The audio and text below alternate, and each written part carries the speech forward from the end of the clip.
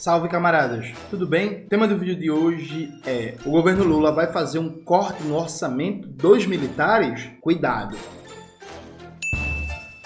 Antes de começar propriamente o tema do vídeo do canal, quero muito agradecer a você que ajuda a manter e melhorar nosso canal a partir do Apoia-se.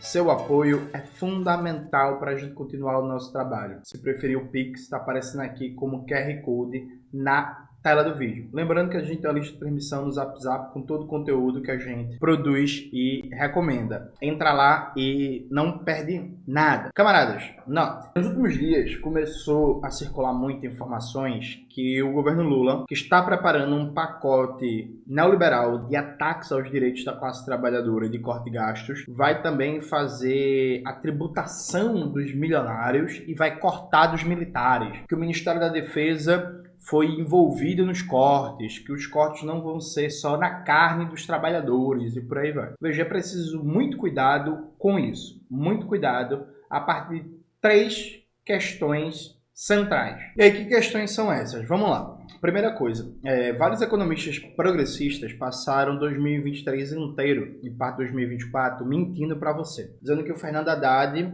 estava fazendo uma nova modalidade de ajuste fiscal, que era um ajuste fiscal não pelo lado do gasto, mas pelo lado das receitas, né? Ou seja, o Haddad queria aumentar a arrecadação, porque isso iria equilibrar as contas públicas sem precisar fazer corte de gastos. E veja, isso sempre foi uma mentira. Matematicamente, o novo teto de gastos sempre foi incompatível no médio e longo prazo com o piso constitucional da saúde e da educação, com o BPC, com a Previdência Social, com a valorização do salário mínimo. Sempre foi incompatível. A questão é, aprovado o novo teto de gastos, quanto tempo demoraria para se fazer um pacote sistemático de ataques a esses direitos sociais? E aí, veja, não foi culpa do Congresso essa incompatibilidade. Eu já falei aqui várias vezes no canal que o projeto do governo Lula já veio assim.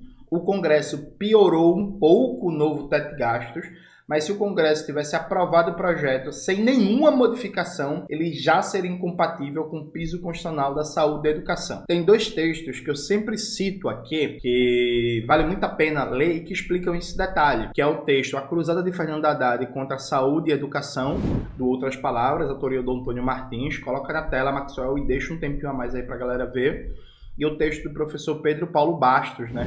Não existe alternativa, interrogação, que está no site A Terra é Redonda. Eu vou colocar esses 2 textos aqui também na descrição do vídeo para vocês verem. Então, veja, esse é o primeiro ponto. Mesmo que, vamos imaginar que amanhã, por algum motivo mágico, o Congresso aprova a melhor reforma tributária do mundo e começa a tributar lucros e dividendos, aumenta o imposto sobre herança, aumenta a alíquota do ITR, o imposto territorial rural, aumenta o imposto sobre consumo de luxo, aumenta o imposto sobre transações financeiras de grande volume, etc, etc, etc. Mesmo assim, o novo teto de gastos continuaria incompatível com o piso constitucional da saúde e da educação. Então aqui não é um problema de arrecadação, aqui é um problema de modelo de política fiscal em que os direitos arrancados pela classe trabalhadora na Constituição de 88 não cabem no arcabouço fiscal, percebe?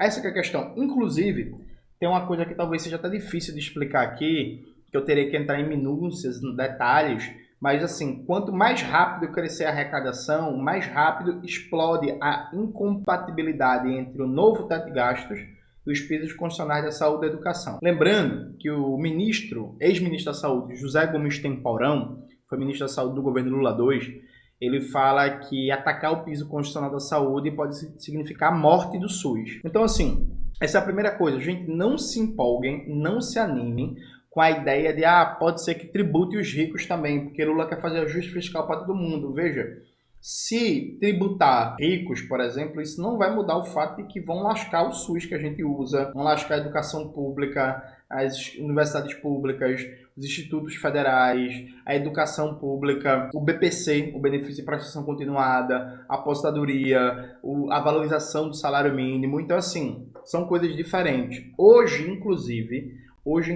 aumentando a arrecadação, fazendo, por exemplo, uma reforma tributária maravilhosa, não dá para aumentar na mesma correspondência um investimento público. Por quê? Uma das regras do novo teto de gastos é dizer que pode-se gastar até 70% do aumento da arrecadação dos últimos 12 meses. Então, assim, mesmo que se aumente muito a arrecadação, não vai ter uma correspondência no aumento da possibilidade do gasto primário do Estado. O que é o gasto primário do Estado? É o gasto com tudo, com saúde, com educação, com cultura, com lazer, com proteção do meio ambiente, funcionalismo público, previdência social, assistência social e por aí vai. Então esse é o primeiro ponto, veja, é uma ilusão tratar como se fosse menos grave um ajuste fiscal neoliberal no lombo do povo, porque pode ser, talvez, quem sabe que tenha também aumento de tributação de imposto para rico, percebe? Essa é a primeira coisa. Segunda coisa, fundamental, é que, veja, existe uma conversa que o governo vai cortar na carne dos militares. O governo vai fazer cortes dos militares. Veja, o Brasil tem uma distorção que é fantástica, né? Tipo uma jabuticaba mesmo, gente, só tem no Brasil. Que é assim, o gasto do Brasil em defesa é, grosso modo, gasto com pessoal. É gasto com apostadoria, com salário, com penduricalho e com não sei o que para militar. O gasto no Brasil de defesa, no sentido de máquinas, equipamentos, tecnologia, armamento, modernização e tal, é irrisório. Então, existem distorções aqui gravíssimas. Na Previdência Militar, por exemplo, é uma mamata por cima de mamata. Beleza? Beleza. Dito isto, é preciso ter muito cuidado. A gente pode e deve sim defender um ajuste fiscal no gasto do Estado com pessoal, né? Para os militares, especialmente para o alto oficialado. Qual é a questão aqui perigosa? Esse ponto é muito importante. Veja. Qual é a questão aqui perigosa? Durante o governo Bolsonaro, teve uma ideia de que vamos fazer uma reforma na previdência dos militares, vamos mudar algumas dinâmicas de privilégios dos militares e que, na prática, aumentou os privilégios dos generais, dos coronéis, dos altos oficiais, dos marechais e por aí vai, e lascou os praças, né? Lascou a baixa oficialidade, os sargentos, os praças, terceiro sargento, cabo e por aí vai. Esse movimento durante o governo Bolsonaro fez com que vários oficiais de baixa patente se aproximassem das esquerdas. E aí, particularmente o deputado Glauber Braga. Eu quero lembrar para vocês algumas matérias da época. Veja. Primeiro assim, data, né? Data, 2023. Glauber Braga explora a brecha deixada pelos generais e esquerda avança na reconquista da confiança dos sargentos. E aqui tem uma matériazinha explicando como é que foi o processo no governo Bolsonaro e tal. Esta outra matéria aqui, que já é de 2019, da época da reforma, militares de baixa patente apelam à esquerda para mudar reforma. Aí isso aqui explica mais detalhado o que foi aprovado, né? O projeto de lei que reestrutura a carreira das Forças Armadas está deixando em lados opostos os oficiais e os militares de baixa patente. A disputa ocorre desde que o PL número 1645, também conhecido como Reforma Previdenciária dos Militares, chegou ao Congresso em março, mas esquentou na última quarta-feira, após o governo deixar explícito que não pretende mexer na parte do texto que trata dos reajustes. Com as portas fechadas nos partidos governistas, os praças, militares de baixa patente em oposição aos oficiais, encontraram apoio nos partidos de oposição. Cercados por representantes de associações de militares após a sessão da comissão especial que trata do assunto, o deputado federal Glauber Braga tentou acalmá-los, garantindo que o partido terá as assinaturas necessárias para levar o debate para o plenário da Câmara e tentar mudar o texto. Gente, assim, durante o governo Bolsonaro, o número de praças que se aproximou da esquerda, não só do Glauber, mas o Glauber com destaque, porque o Glauber, inclusive, vê o senso tático de um parlamentar mais radical, né? O Glauber viu a oportunidade de ali fracionar, né, a coesão das Forças Armadas, porque isso, os generais tudo enriquecendo e tal, e os praças sendo deixados à míngua, sem espaço. E o Glauber conseguiu fazer um trabalho muito bom e tem uma base muito boa hoje nos praças, por exemplo, no Rio de Janeiro. Mas isso não se reflete só no Rio de Janeiro. E aí alguém pode fazer a pergunta, mas Jones, então existe uma ala esquerda. Não se trata disso. Se trata de, nas baixas patentes, ali nos praças, né, você ter figuras que sabem que os generais têm interesses diferentes que os praças e sabem que figuras de esquerda como o Glauber Braga é que defendem seus interesses e não os generais ou os partidos da direita. Isso é muito importante. Por que isso é importante? Eu não vou desdobrar isso agora do ponto de vista tático, enfim, é um momento para outro vídeo e tal. O que é que tá rolando? os praças, eles estão com medo que nesse corte só caia no lombo deles. Por quê? O que é provável que aconteça? Se vier uma proposta de corte no sentido, por exemplo, da previdência dos militares, é claro, é óbvio que o José Múcio, que os generais, que, enfim, os líderes do Partido Fardado vão atuar para colocar todo o peso do corte nos praças e vão ficar livres, porque eles, inclusive, querem a animosidade dos praças com o governo Lula, porque isso até estimularia estratégias de pressão e de intranquilidade nos quartéis. Então, assim, veja, eu acho sim que tem que cortar todas e cada uma das mamatas dos militares. Que militares? Os militares de alta patente. Porque se a previdência militar ela é deficitária por causa de uma parcela muito pequena que tem regalias 1000. Não os praças. Esse ponto é muito importante, então precisa ter cuidado com isso, porque a gente pode, nesse debate, sem perceber, estar ajudando a jogar de novo no colo da extrema-direita um conjunto de pessoas que se afastou da extrema-direita e que, inclusive, por exemplo, não tenha dúvida que o número de votos a mais que o Glauber teve na eleição de 2022, comparado na eleição de 2018, uma parte boa desses votos foi também dos praças, das suas famílias que reconheceram o trabalho do Glauber Braga, né? A defesa que o Glauber Braga fez deles. Então, agora, inclusive, estão procurando de novo o pessoal do PSOL para falar sobre essa ideia, essa história de fazer a reforma da Previdência para garantir que eles não sejam as vítimas e que realmente se corte do topo, percebe? Isso é muito importante, gente, muito importante. Aliado a isso, o Fernando Haddad ele vai fazer uma estratégia cínica e que provavelmente toda a mídia progressista vai abraçar porque está se comportando igual a mídia burguesa. Inclusive, não sei se você viu o meu vídeo de ontem. No vídeo de ontem eu anunciei que o meu canal a partir de janeiro vai se transformar também num portal de notícias. A gente vai ter toda manhã, de segunda a sexta-feira, o resumo das notícias do dia, crítica, debate, reflexão, entrevista e por aí vai. Então, a partir de 2025, o meu canal vai começar também a virar um canal de um portal de notícias para trazer as notícias, as entrevistas, os especialistas, as informações que a mídia progressista desistiu de trazer. É muito importante para concretizar esse projeto que, se você puder, você ajude, você fortaleça, porque a gente vai ter que contratar, enfim, mais pessoas, vai aumentar o número de pessoas trabalhando comigo, vão ter custos e despesas a mais de material de gravação e por aí vai. Então o Pix aparecendo aí como QR Code na tela do vídeo.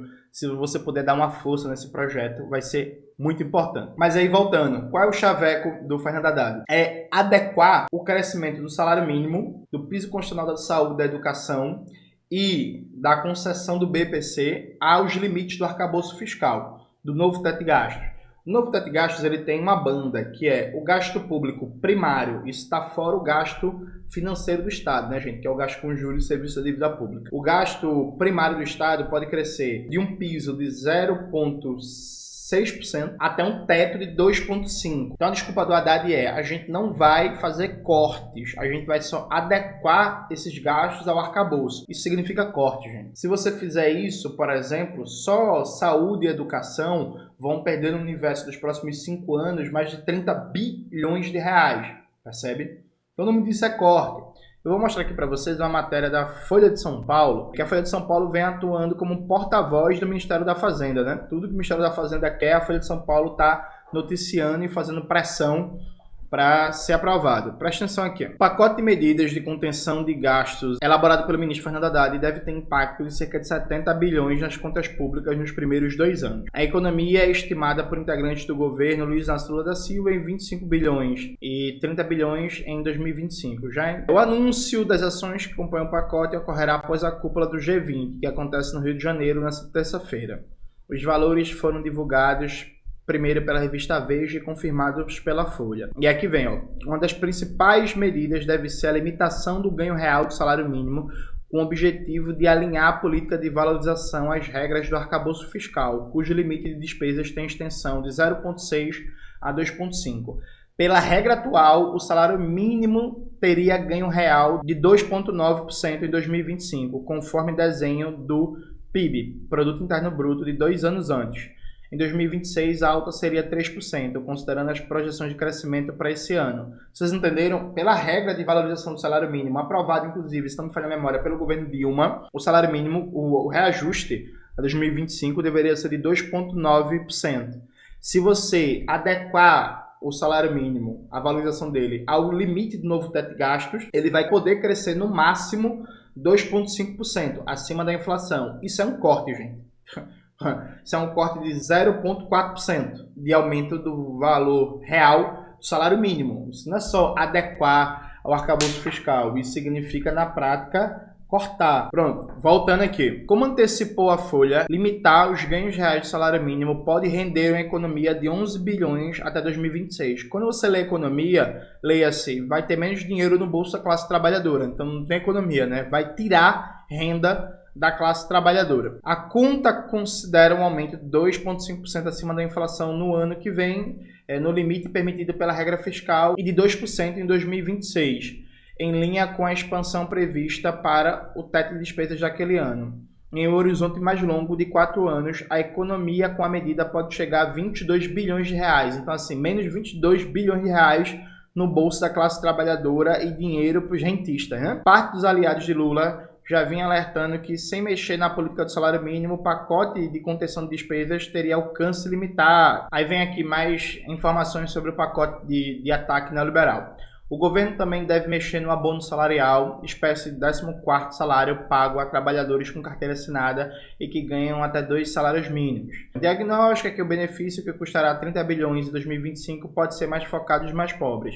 Sobre as regras atuais, a própria política de valorização do salário mínimo tem contribuído para que um número cada vez maior de pessoas tenham direito ao repasse. Reduzir o critério de concessão é um desenho possível, segundo participantes da conversa. Aí vem mais conversa sobre ataque, aí seguro-desemprego. O governo também pode incluir mudanças no seguro-desemprego. E aí vem a coisa mais importante, talvez, dessa matéria, que é essa aqui, ó. Presta atenção. Na quarta-feira, porém, Haddad disse que o cardápio de medidas deve se concentrar nos gastos, deixando iniciativas focadas nas receitas para um segundo momento. Ele tem resistido à inclusão de taxação dos super ricos no pacote. Então, assim, tem uma promessa safada de que vai taxar os ricos, que tem, para mim, tudo cara, na volta a gente compra. Tem uma promessa de que vai enfrentar o privilégio dos militares, que para mim pode ser uma armadilha, inclusive estimulada pelos próprios generais, de querer que o governo embarque nessa, chegar no Congresso, articular um ataque, só os pracinhas, só a baixa oficialidade,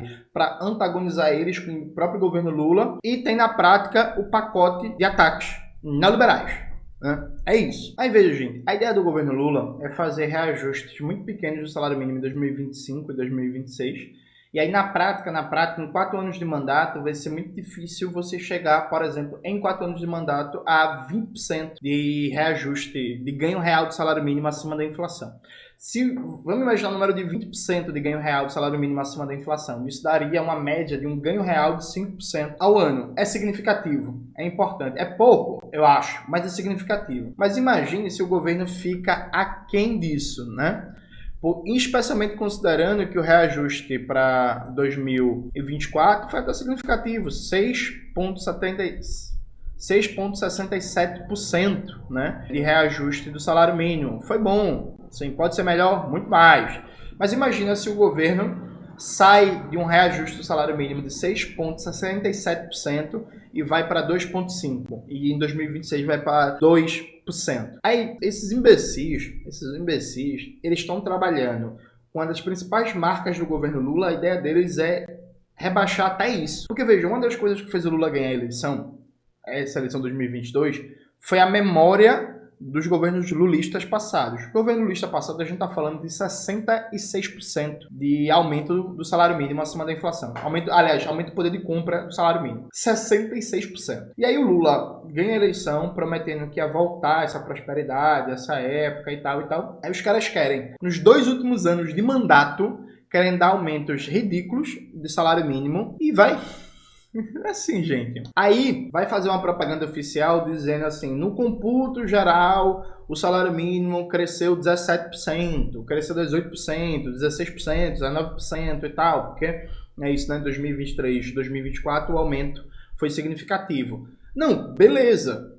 Só que assim, o computo geral, quando chegar em 2026, o que vai contar, o que vai estar fresco na memória do povo trabalhador, vai ser especialmente a situação do poder de compra do salário em 2025 e 2026.